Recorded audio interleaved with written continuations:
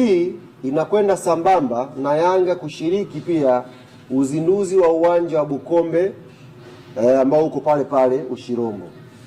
Kwa hiyo asubuhi tutakuwa na hafla shamra pale za kuzindua wiki ya wananchi, alafu mchana kuanzia saa 7 tutadumbukia ndani kushiriki na sisi wananchi kwenye uzinduzi wa uwanja wetu wa Bukombe.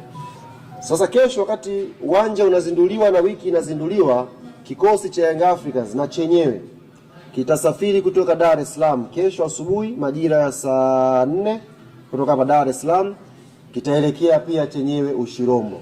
Tumealikwa pale kwenye sherehe hizi za uzinduzi wa uwanja, sio kwa ajili ya kucheza mechi. Sisi kama Yanga tuliomba kama pale tucheze ili wanayanga wa kanda ya Ziwa wa enjoy. Lakini kwa bahati mbaya sio Geita, sio Pamba, sio Kagera aliyekuwa na ujasiri wa kukubali hayo maombi. Kila mtu alisema mimi kwenye pre-season, mimi naandaa timu bado, kwa hiyo tumekosa timu ya kucheza nayo. Tukaona isiwe tabu. Mwalimu akasema nitaandaa pale session ya mazoezi ambayo kila atakayehudhuria ataenjoy kuitazama timu yake.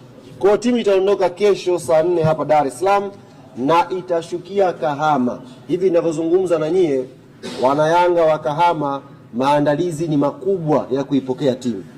Hawa watu wamepata bahati kwa sababu timu ikifika Kahama kesho ndio watu wa kwanza watakao washuhudia ile mbuni zao.